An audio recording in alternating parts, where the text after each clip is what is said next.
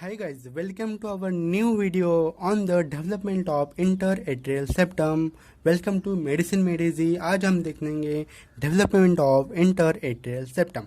So it is a part of immunology का एक part है. ये बहुत बार एग्जाम में पूछा जाता है. फिर important part है in concern with the exams.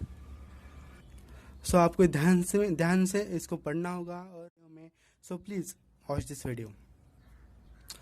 Video start करने से पहले हम आपको फॉर्मेशन स्टार्ट करने से आपको बताना चाहता हूँ कि कहाँ पे डेवलपमेंट है. इंटरएट्रियल सेप्टम है वो क्रोनोलॉजिकल एज जो होता है हमारा फोर्थ इंटरएट्रियल लाइफ होता है. फोर्थ वीक में इंटरएट्रियल सेप्टम का डेवलपमेंट स्टार्ट होता है. किस जर्म लेयर से इंटरएट्रियल सेप्टम डेवलप होता है? वो जर्म लेयर का नाम है flanking layer of lateral plate mesoderm. Flanking layer of lateral plate mesoderm. This is the layer through which the interatrial septum develops. तो साइट क्या है एक्चुअली डेवलपमेंट की? साइट फॉर्म होता है roof of the primitive atrial chamber. क्योंकि atria से बन रहा है तो ये फॉर्म कहाँ पे होगा? Roof of the primitive atrial chamber. ये तीन चीज़ें आपको ध्यान में रखनी है, नॉर्मल चीज़ें. सो गाइज मैं इस डायग्राम के जरिए आपको इंटरएट्रियल सेप्टम कैसे डेवलप है आपको बताऊंगा. So let's start. इसके सोर्सेज क्या हैं? इंटरएट्रियल सेप्टम किस सोर्स से फॉर्म होता है? First source is the septum primum. तो सेप्टम प्राइमम क्या है? Septum primum is a thin crescent shaped membrane.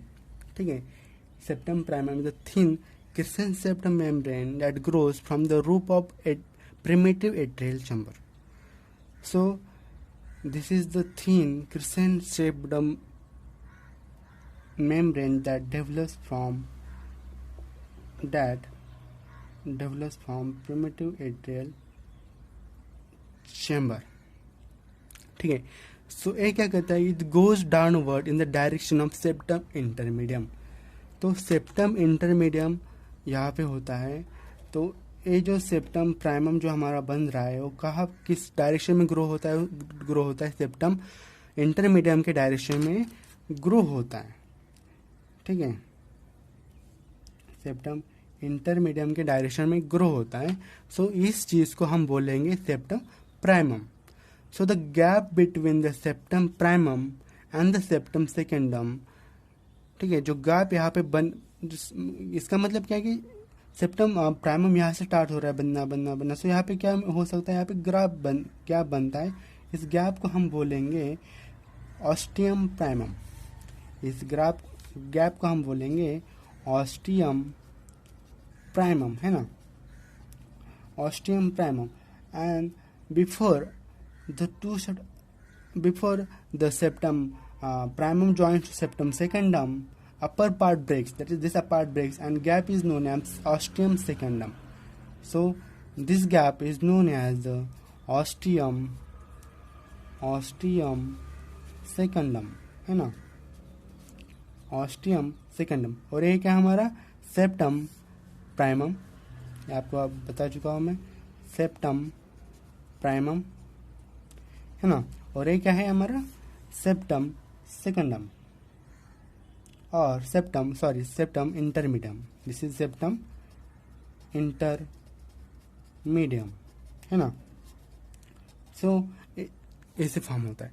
सो क्या होता है कि थिन क्रिस्टल सेप्टम मेम्ब्रेन अपने प्रिमिटिव एट्रियल चैम्बर से फॉर्म होने लगता है. तो नीचे फॉर्म होता है तो नीचे यहाँ पे गैप बनता है क्योंकि ऊपर से फॉर्म हो रहा है. तो इस गैप को हम बोलेंगे ऑस्टियम प्राइमम. और जब नीचे जाके इस सेप्टम इंटरमीडियम को ज्वाइन होता है तो ऊपर एक गैप बनता है. उस गैप को हम बोलेंगे सेप्टम ऑस्टियम सेकंडम. ठीक है. तो दूसरा सोर्स क्या है डेवलपमेंट ऑफ इंटरएट्रियल सेप्टम का? वो सोर्स है septum सेकंडम. On the right side of the septum primum, it develops, and on the right side of the septum primum, it develops as the septum secundum. ठीक है. तो यहाँ पे हमारा बन रहा है septum secundum. ठीक है. So the gap between the septum primum and septum secundum is known as foramen ovale. So the gap between these two, जो गैप फॉर्म हो रहा है इसको हम बोलेंगे फोरामेन ओवल. इस गैप को हम बोलेंगे फोरामेन ओवल. ठीक है, तो ये क्या हमारा बना था अभी, जो राइट साइड में बना है वो है सेप्टम सेकंडम, है ना। राइट साइड में जो बना है वो है सेप्टम सेकंडम। एट बर्थ, सो ये चीज बना है जब बर्थ होने लगता है तो the blood from the lungs, the pulmonary से जो ब्लड आता है वो कहाँ पे जाएगा, डायरेक्टली जाएगा हमारे लेफ्ट एट्रियम से। तो लेफ्ट एट्रियम में क्या बनेगा, वॉल्यूम बढ़ेगा, ठीक है। लेफ्ट एट्रियम में बढ़ेगा, वॉल्यूम बढ़ेगा, वॉल्यूम बढ़ने से क्या होगा, वॉल्यूम बढ़ने से होगा ब्लड प्रेशर भी बढ़ेगा, है ना। तो ब्लड प्रेशर वॉल्यूम बढ़ने से एक यहाँ पे क्या होता है, फोरामेन ओवल का approximation, that is septum secundum septum primum का अप्रोक्सीमेशन होता है, मतलब वो जॉइन होते हैं, वो फॉर्म होता है हमारा septum interatrial septum. So this is the development of interatrial septum. So आपको मैं फास्ट फॉरवर्ड करके आपको बताऊंगा।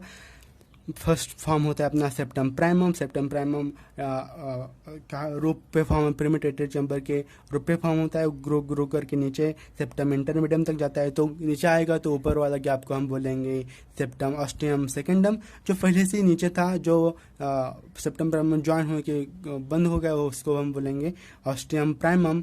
उसके बाद नेक्स्ट सेप्टम सेकेंडम, जो हमारे सेप्टम प्राइमम के राइट साइड में फॉर्म होता है, और है ना, वो प्रीमेडिएटरी चैम्बर के ऊपर ही फॉर्म होता है। तो सेप्टम सेकेंडम सेप्टम प्राइमम के बीच में जो गैप होता है उसको हम बोलेंगे फोरामेन ओवल। जब एट द बर्थ जब ब्लड प्रेशर बढ़ता है तो वॉल्यूम बढ़ने से ब्लड प्रेशर बढ़ता है, तो अप्रोक्सीमेशन होता है कि इसका सेप्टम प्राइमम और सेप्टम सेकेंडम का। तो इन दोनों का सेप्टम अप्रोक्सीमेशन होने से हमारा गैप बढ़ जाता है और हमारे वहाँ पे बनता है सेप्टम इंटरएट्रियल सेप्टम, ठीक है। सो आपको मैंने जब जो बताया वो हमने इस चार्ट और इस पेज में हमने आपको एक्सप्लेन किया है सोर्सेस क्या है। सोर्सेस हमारा septum primum and septum secundum. So septum primum क्या है, this thin crystal shaped grows crescent shaped membrane that grows in from the root of primitive atrial chamber, grows downward in the direction of septum intermedium called septum primum, ठीक है। The gap between septum primum and septum intermedium septum ostium primum, before the two septum joins upper part breaks and the gap is known as ostium secundum, ठीक है। तो ostium secundum, तो septum secundum is next source है septum secundum on the right of the septum primum. तो gap between septum primum and septum secundum is known as foramen oval. At birth, the blood in the lung increases, blood from the lungs in the left atrium goes into left atrium, volume बढ़ता है, blood pressure बढ़ता है। तो approximation होता है septum primum septum secundum का, और हमें बनता है हमारा interatrial septum. This is the development of the interatrial septum. इसको और एक बार एक्सप्लेन करने के लिए मैं हमने अभी चार्ट बनाया है, वो चार्ट मैं आपको अभी बताऊंगा। एट्रियल चैम्बर डिवाइड्स होते हैं right chamber and left chamber में। So appearance of the septum primum आता है first, then appearance of the septum ostium primum, then appearance of the ostium secundum. This are the events that are occurring one by one.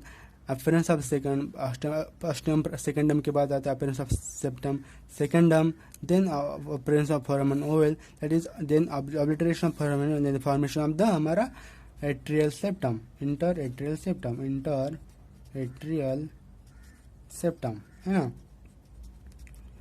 So these are the events occurring in the development of the interatrial septum. As this question is asked, जो question है development of interatrial septum हमारे 5 mark के लिए short note में आ सकता है। सो इसके short note लिखते समय आपको जो एनोमलीज है इंटरएट्रियल सेप्टम में और दुनिया में कितने % पाई जाती है, it is actually 0.07%। That is a big number, ठीक है, क्योंकि 0.07% is very big in anomalies of interatrial septum. So first anomaly क्या है, ऑस्टियम प्राइमम डिफेक्ट। सो ऑस्टियम प्राइमम डिफेक्ट क्या है, ostium primum defect is caused by the defective formation of atrioventricular cushion or the failure of septum primum to reach the atrioventricular cushion, ठीक है। सो इसकी वजह से ostium primum defect form होता है। Then next anomaly is ostium secundum defect.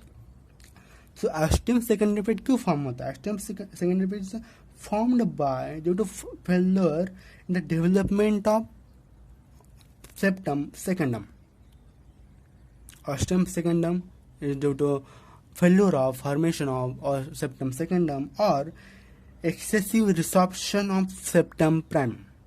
So these are the anomalies, and the last anomaly is the patent foramen oval. ठीक है. So these are the anomaly. This is the development, overall development of the interatrial septum. आपको question 5 mark के लिए आएगा. आपको अच्छे तरीके से इसको पढ़ना होगा. आपको डायग्राम को अच्छे तरह से याद करना होगा. डायग्राम को याद करोगे तो इस क्वेश्चन को आपको अच्छी तरह से लिखेंगे. So please